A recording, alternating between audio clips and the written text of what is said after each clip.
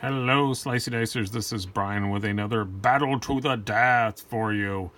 I'm very excited about this one.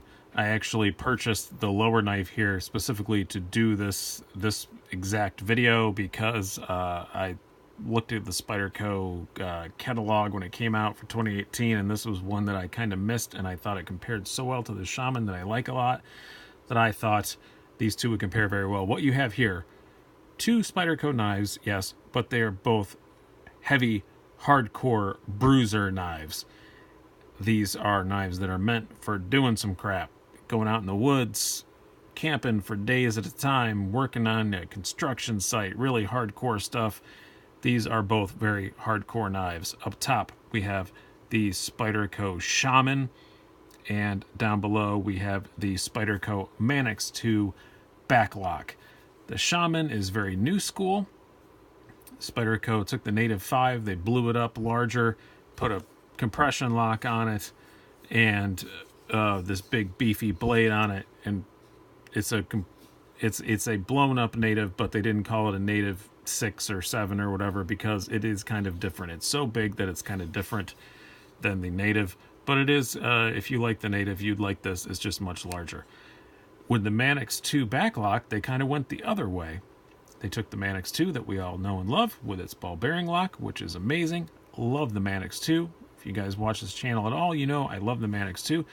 They put the backlock style from the original Manix, and they brought it back. But of course, it's a different backlock. It's a very hardcore, improved backlock. They've learned, surprise, surprise, they've learned a lot in the last 10 or 12 years, and the backlock gotten a little bit better. And it has no liners, which is kind of weird for a very hardcore beefy knife, but it doesn't need them because look at the thickness of those G10 slabs. It don't need no liners. Trust me on that. And so it's a linerless G10 backlock with a much improved backlock. So we have one that's very new school, one that's kind of old school retro. They both have much beefier, thicker blades, both 0.15 inches in thickness. So yeah, we'll get to more of that when we get in the blades. Here are the categories we're going to go through on these, just to start off on the rules. If you guys watched any of my other death battle videos, you will know the categories I go through. First of all, we're going to go through aesthetics and quality. Then we'll talk about the blade. Then we'll talk about the ergonomics, the deployments, the carry, and the value. So let's get into the specs and get all that stuff out of the way before we get into keeping score. We will start out with the Shaman. We have an overall length of 8 inches. Again, these are 1-inch squares here, so the aspect ratio makes it look a bit longer than 8 inches, but it isn't. 8 inches long on the overall length, a blade length of 3.6 inches, cutting edge of about 3 inches. I already said the 0.15 blade thickness, handle length of 4.4 inches, and handle thickness of 0.53 inches. Weight is 5.2 ounces, so this is not a lightweight. Neither is the Manix 2, but a little bit lighter than that. You will learn soon. Compression lock, as I said. So those are your overall specs on the Shaman. Did you take notes to reference later? I'm sure you did. I just imagine some nerd sitting there writing notes as he's watching this. Somebody probably is. Next up, your Manix 2 backlock. Also 8 inches overall, exactly the same. Blade length 3.375 inches. So that is a little bit longer than the overall blade length than the Shaman, but slightly shorter cutting edge at 2.9 inches. Blade thickness again, 0.15 inches, exactly the same, as I said. Handle length, 4.6 inches. Lighter weight, though, we have 4.4 ounces on this one, so it is a little bit lighter than the Shaman is, mostly because of the lack of liners. And you have a handle length, which is slightly thinner at almost dead on half an inch. But we'll get to that later. It feels thicker, so we'll get to that later. Let's just move on. Let's do a few size comparisons here. before we get into the full-on rodeo, just to show you. We're not going to do a whole lot because it's mostly just comparing these two, but compare some other larger knives. Oh, you have your Ontario Rat 1. So they are about the same length as something like that. Obviously, this is a bit shorter in the height dimension. And another Spyderco that a lot of you guys will have and will know is a reference point, your Paramilitary 2. Bigger than a Paramilitary 2, both of these, by a fairly significant margin. Now, let's go to the aesthetics. This is the first scored category. Aesthetically, I don't think this is much of a contest because I love the way the Shaman looks. It looks modern without being flashy. It doesn't look super technical, but it looks like a knife that was made very recently. I like modern things. To a point, I'm a juxtaposition guy. I love technology, but I mean, I'm wearing a watch that has been made unchanged since 1968. So it's new, but it's old school tech. So some things I like old school. Oops, sorry, bumped the camera there. But yeah, but I do love the look of this. I really like the look of the Shaman. I think it's one of the better looking knives that Spyderco makes. So I have to give aesthetically full on to the Shaman. Now, if you like the kind of old schooly looks of the Manix 2, I don't blame you. I like old school stuff too. I mean, God, I write a lot of my notes for this very channel on a 1938 typewriter. So I get, you know, people like old school stuff, but I really like this. It looks modern and cool with the contours and just the polished G10. I think it just aesthetically I really like, and the stonewash, which hides scratches really well. Even stonewash on the clip, like they just nailed it with the aesthetics of the Shaman. I have to give aesthetically completely to the Shaman.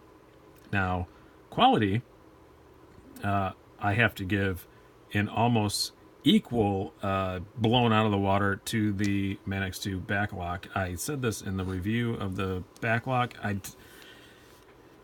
So Taichung, Taiwan makes a lot of the higher end Spydercos. Both of these are made in Golden, Colorado, USA Earth, but I would swear to the tiny little baby Jesus that this was made in Taiwan. It feels like a Taichung high end, super expensive Spyderco. I don't know why, if they spent a little bit more time on it, but man, the quality on this thing, the Manix 2 backlock is the best built Golden, Colorado Spyderco I have ever put in my skinny little hands. I love the feel and the build quality of this.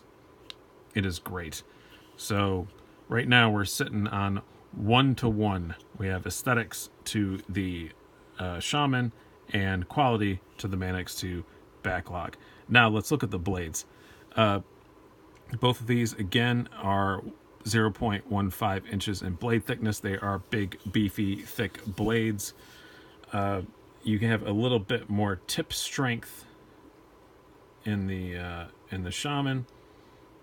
A little more slicey in the Manix 2 backlock. And again, this is a thing that kind of almost harkens back to the quality, though. I don't know if it's they spent a bit more time on them or whatever, or the blade thickness behind the edge. I found the Manix 2 backlock to be just better slicer. In the kind of EDC sort of tasks that I do, cutting open packages, cutting cardboard, stuff like that, this is a better slicer.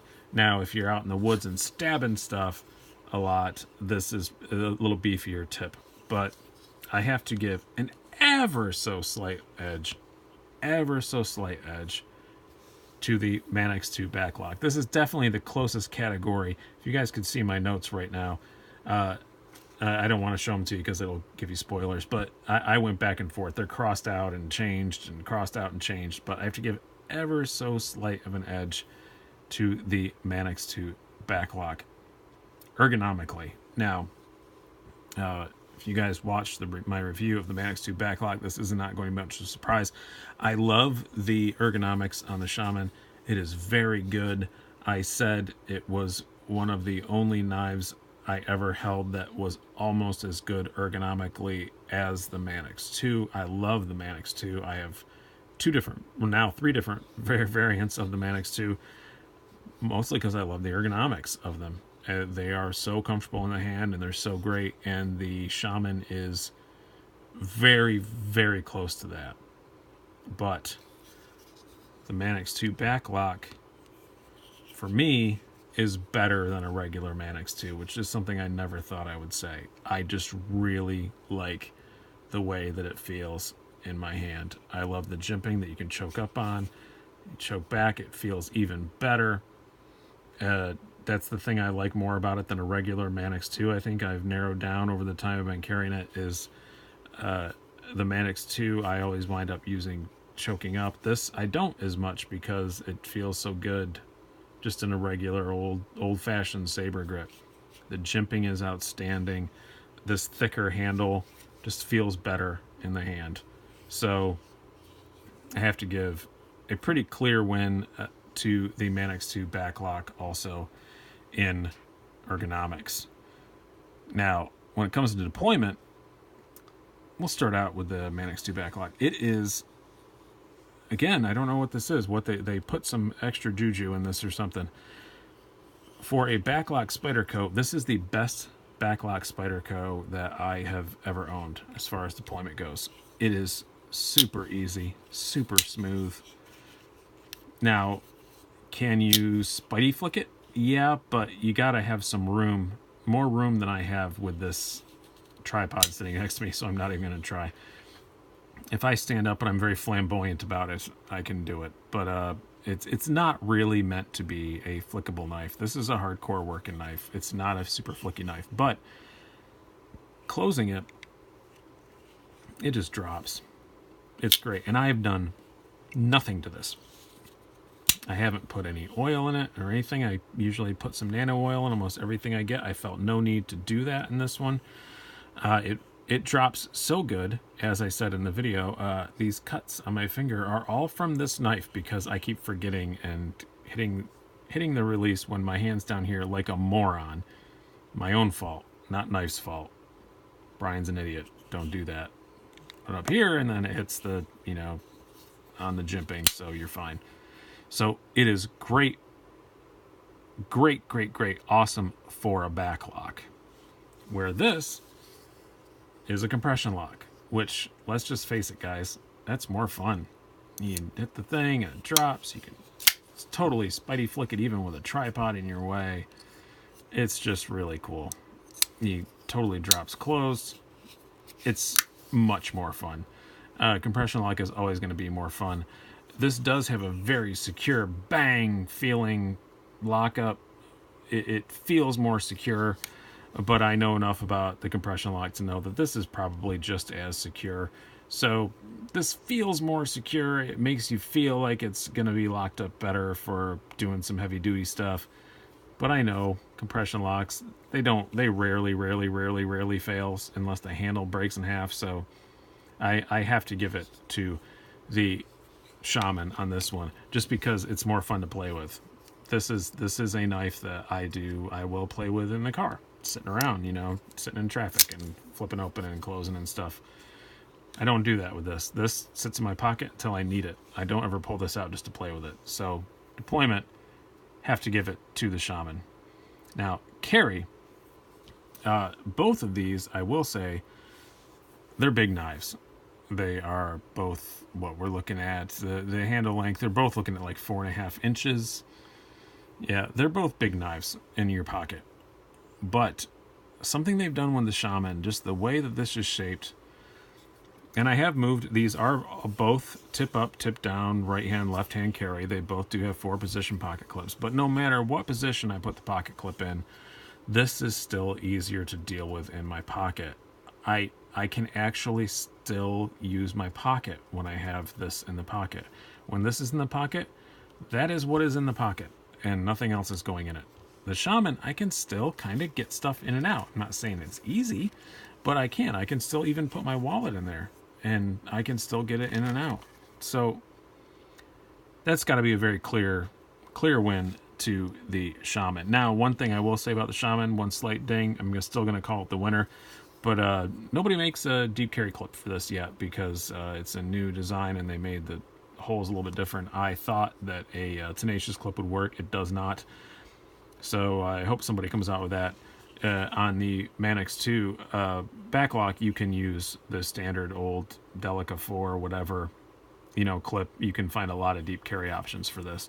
And with a deep carry, it's better, but it's good with the deep carry pocket, but it's still not. I have one and I took it off just because I was doing this review, but it's still not quite as good as the Shaman, no matter how you carry it. You can see I have one of these tip up, tip down, but even tip up, this isn't quite as good as the Shaman is tip up. So I have to give carry to the Shaman. Now, value, the Shaman is currently $149.97, the very precise price on Blade HQ right now where I'm looking. And this is $131.97. So this is cheaper, which may make you think that that's the better value because otherwise they're pretty close so far. But no, I don't. A regular old Manix 2 ball bearing lock, like around $100. Lightweight, even cheaper, like around $80. This is a technology that I would assume takes less time to manufacture. A back lock is less complicated than a ball bearing lock. It doesn't have any liners in it.